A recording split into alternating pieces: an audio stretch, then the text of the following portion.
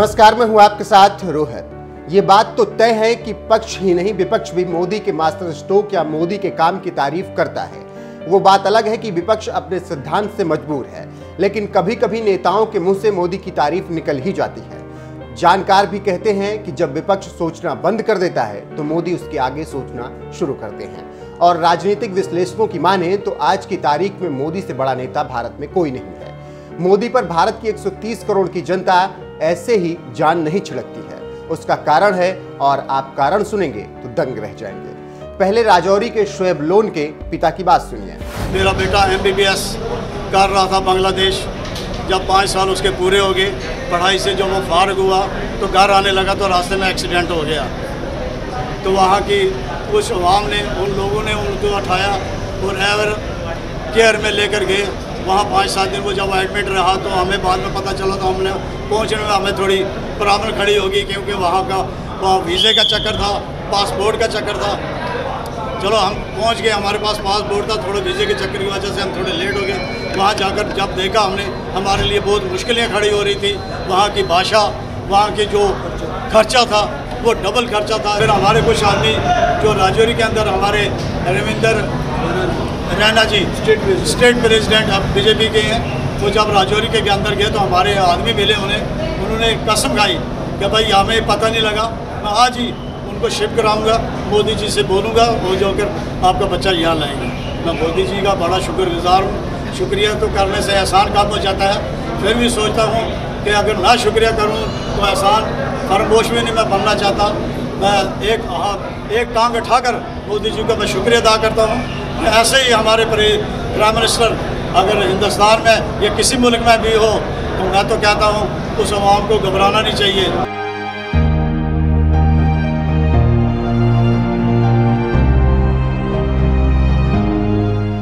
तो सुन लिया होगा आपने, विपक्ष मोदी का लोहा ऐसे ही नहीं मानता। मोदी अपनी चाल को कब कहां चलना है बखूबी जानते हैं। अब पूरी कहानी आपको सुनाते हैं कि क्या मामला है कि एक पिता मोदी को फरिश्ता कह रहा है और एक टांग पर खड़े होकर सलाम कर रहा है। मैं एक टांग उठाकर मोदी जी का मैं शुक्रिया अदा करता हूँ। ऐसे ही हमारे प्राइम मिनिस्टर अगर हिंदुस्तान में या किसी मुल्क में भी हो तो मैं तो कहता हूँ उस अवाम को घबराना नहीं चाहिए। बात दरअसल ये है कि राजौरी का रहने वाला छात्र शोएब लोन ढाका के बारिंद मेडिकल कॉलेज में MBBS का फाइनल ईयर का छात्र है। पढ़ाई पूरी होने के बाद जब वो लौटने वाला था तभी 3 जून को शोएब कॉलेज के अपने 2 दोस्तों के साथ कार एक्सीडेंट का शिकार हो गया।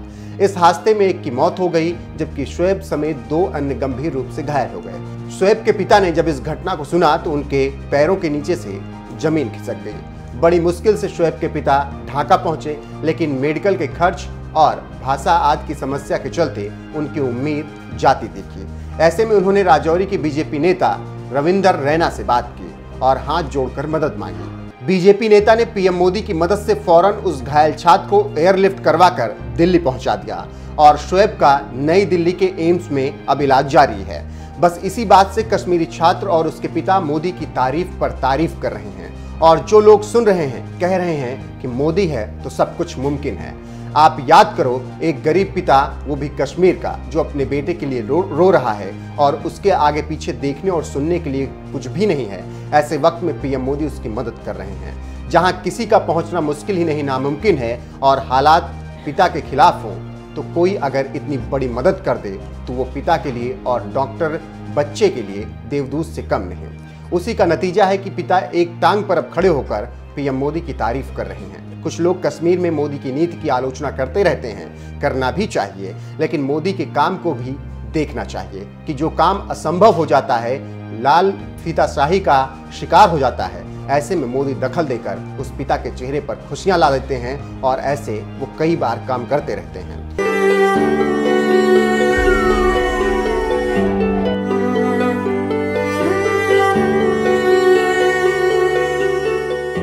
फिलहाल ऐसे काम करने वालों को ही मोदी कहते हैं। मोदी ऐसे ही देश के निर्विवाद नेता नहीं हैं और दूसरे विपक्षी नेता जहां टिकते नहीं हैं, क्योंकि मोदी जनता के लिए काम करते हुए दिखाई देते हैं और जो कहते हैं उसे करके दिखाते हैं।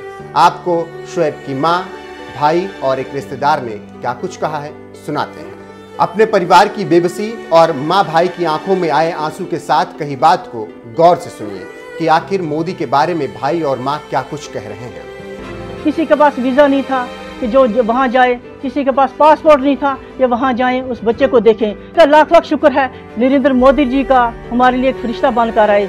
चलो उन्होंने बच्चा वहाँ से लाया। हम कहते हैं जब तक हम जिंदा हैं हम इनका साथ नहीं छोड़ेंगे इंशाअल्लाह ताला। मैं इनको हाथ जोड़कर इनको सलाम करती हूँ, इनको सलूट मारती हूँ कि भाई इनने हमारा साथ दिया। शोएब लोन जो मेरे कज़न जिनका कुछ दिन पहले जो है वो एक्सीडेंट बांग्लादेश में हुआ था और वो अंडर ट्रीटमेंट थे एवरकेयर हॉस्पिटल में, और हमने बहुत कोशिश की कि हम उनको वापस किसी तरीके से एयरलिफ्ट करके जो है वो एम्स में एडमिट करवा सकें, लेकिन हम नहीं करवा पाए ऐसा। मैं बहुत जो है मशकूर हूँ। टाइमली इंटरवेंशन जो है हमारे प्राइम मिनिस्टर मोदी जी ने किया और उनकी वजह से आज हमारा जो बच्चा जो है, मेरा भाई जो है, वो एवरकेयर हॉस्पिटल से बांग्लादेश से शिफ्ट होके एयर एम्बुलेंस के ज़रिए आज वो एम्स में एडमिट हो चुका है।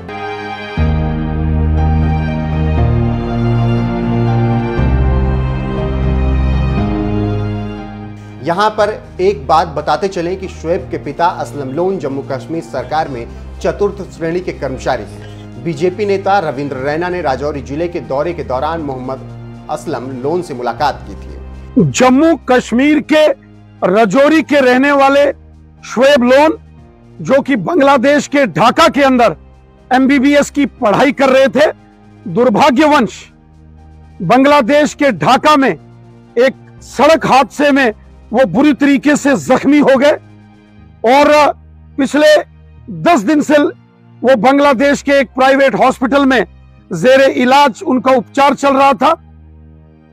श्री शोएब लोन साहब के परिवारजनों ने हमसे मुलाकात करके ये निवेदन किया कि वो गरीब परिवार से हैं और हर दिन बांग्लादेश के उस हॉस्पिटल में 2 लाख रुपए का खर्चा उनको देना पड़ रहा है।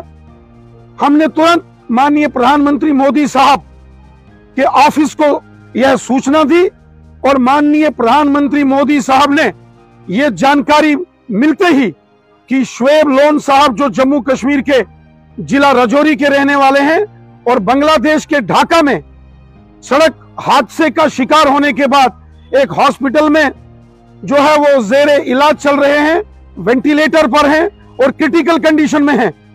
मोदी साहब ने तुरंत बांग्लादेश के अंदर जो भारत के एम्बेसडर हैं उनको कहा कि वो तुरंत हॉस्पिटल पहुंचे और भारत के एम्बेसडर हॉस्पिटल पहुंचकर उन्होंने शोएब लोन साहब और उनके परिवारजनों से मुलाकात की और उनको हर संभव सहायता का उनको विश्वास दिलाया और आज एयर एम्बुलेंस मोदी साहब ने इंडिया से बांग्लादेश भेजी और वहां से शोएब लोन साहब को भारत लाया जा रहा है और उनको तुरंत एम्स के अंदर शिफ्ट करके वहां उनका उपचार होगा। शोएब लोन साहब जम्मू कश्मीर के बॉर्डर के रहने वाले एक गरीब परिवार से ताल्लुक रखते हैं और इस मुश्किल वक्त में जिस तरीके से हमारे मुल्क के प्राइम मिनिस्टर जनाब नरेंद्र मोदी साहब ने खुद पर्सनल इंटरवेंशन करके जनाब शोएब लोन साहब को बांग्लादेश के ढाका से वापस इंडिया लाया है।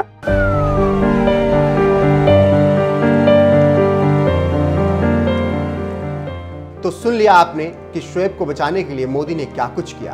फिलहाल शोएब का इलाज दिल्ली स्थित एम्स में चल रहा है और आशा है कि वो बहुत जल्दी ठीक होकर अपने पैरों पर खड़े हो जाएंगे, क्योंकि मोदी ने इतनी बड़ी मदद जो की है। फिलहाल मोदी ने जिस तरीके से इतनी बड़ी मदद की है और शोएब को ढाका से दिल्ली तुरंत बुलाया, उस पर आपका क्या कुछ कहना है? अपनी राय कमेंट कर हमें जरूर बताएं।